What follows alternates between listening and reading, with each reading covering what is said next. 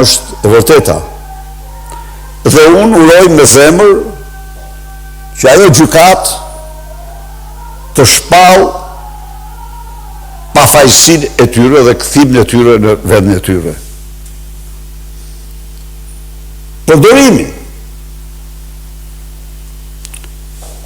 për qëllime politike i procesit është një makabritet. Edi Rama u tërhoq, por unë kam këtu dëshmit që ai ishte parashikuar të fliste një orë, mbi një orë. E kuptoni ju? E kuptoni ju? Do bëhet patriot kush? Kush? Njeriu që me aktet e tij është ndaj Kosovës po aq armik sa Aleksandar Vučići. Po. Unë ju them ju, 36 marrëveshje ishin firmosur gjë në fund të vitit 2013. Edi Rama mori përsipër projektet e Beogradit për ndarjen e Kosovës dhe ndryshimin e kufive. Me një seri takimesh të fshehta. Edi Rama për qëllimet e tyre abdetare është histori i pari që paditi kryeministrin detyrë të Kosovës se mbronte interesat e qytetarëve të tij. Edi Rama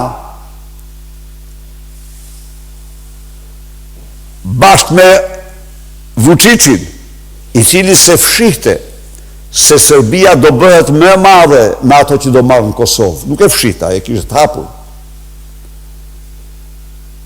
Punoj me të gjitha forcat për ndarjen dhe shpërbërjen e pavarësisë Kosovës. A ju kujtohet ju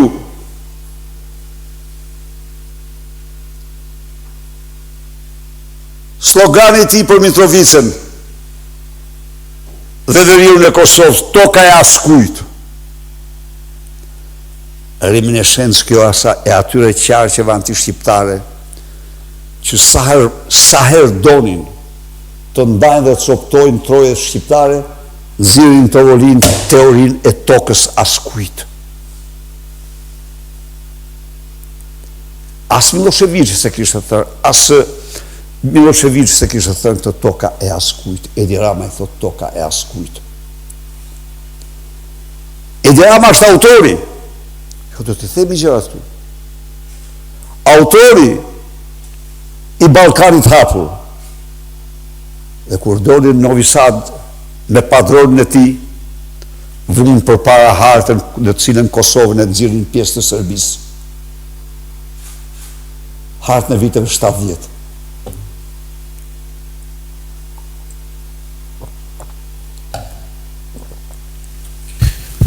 Kërkonte, një minutë se duhet memoria, janë çështjet jashtëzakonisht të ndjeshme kombëtare.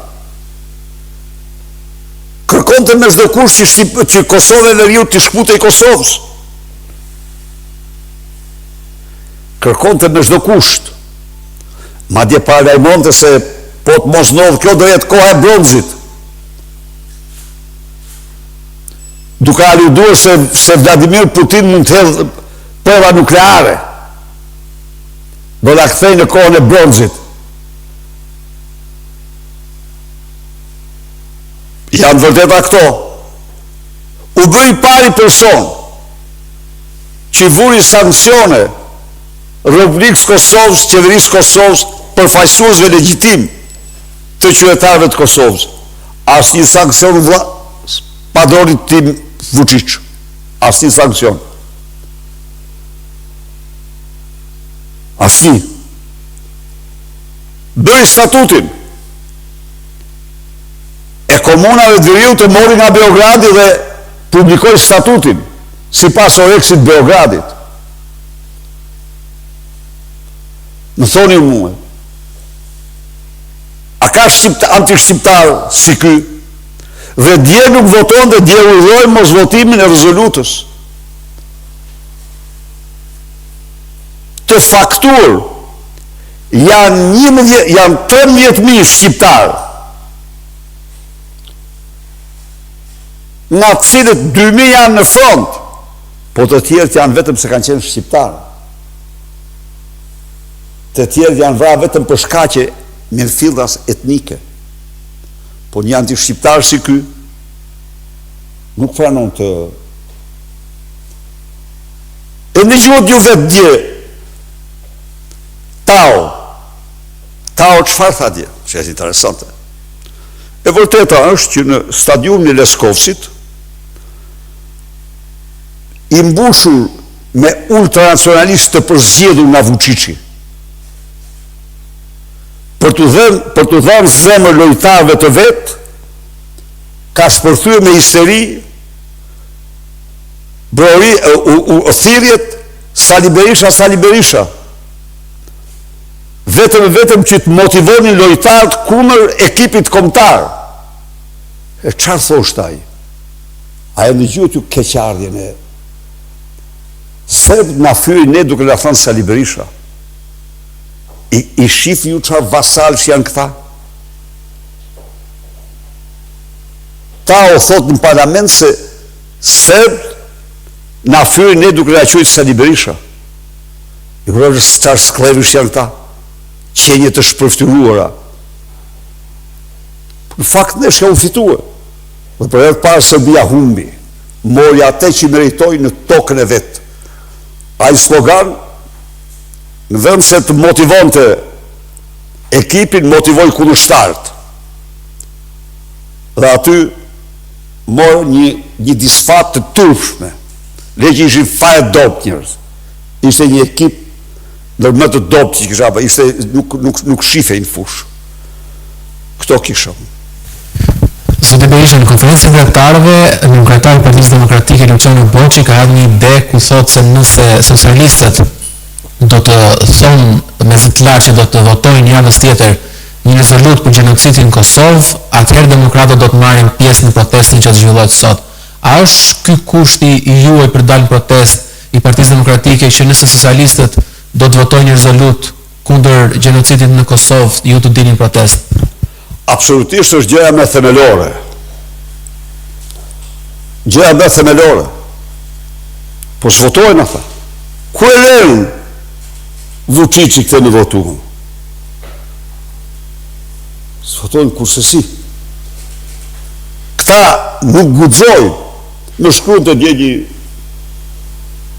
një për genocidit ai shqiptarëve, nuk janë treja, janë prore. Ti ke dekretuar genocidin grek najçanëve? Po, e kam dekretuar. Tivari, akti të mërshëm genocidi, që i do që lexon. Luma, unë bëj thirrje të lexoni, është nga genocidet më të para. Dhe çfarë shkruaj? Ata që e panë, thuajt, u kryen krime, thot, të panjohura, kur më parë në të gjitha luftrat para kësaj lufte. Ai kujt?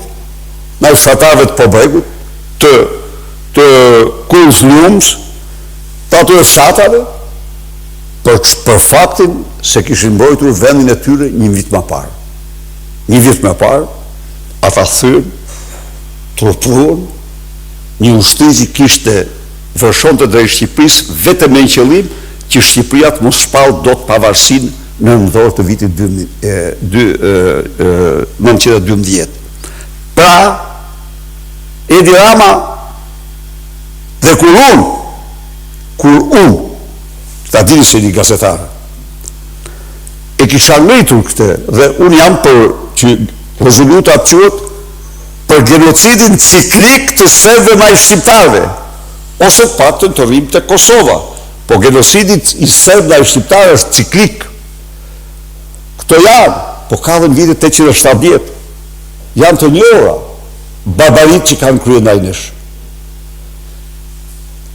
Dhe ky zotëri flet për luftën, por mbron me qëndrimin e tij genocidin e kryer ndaj shqiptarëve në Kosovë. Kjo është e gjithë puna. Unë jam mahnitur, veçanërisht më kanë bërë përshtypje ato zonjat aty, grato, nëna me fëmijë. Edhe të shkojnë, të vizitojnë muzeumin e barbarive mbi fëmijët në Kosovë. I garantoj se do kthehen krejt tjera. Edhe u shërben shumë. Se me këtë shplarje truri që u ka bërë Edi Rama, të ardhmen e kanë shumë problematike.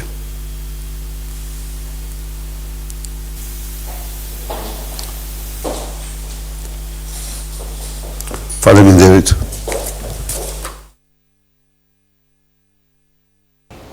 Ndojshëm live zotin Berisha, bëjmë një shkëputje publicitare, rikthehemi pas pak në edicionin e lajmeve.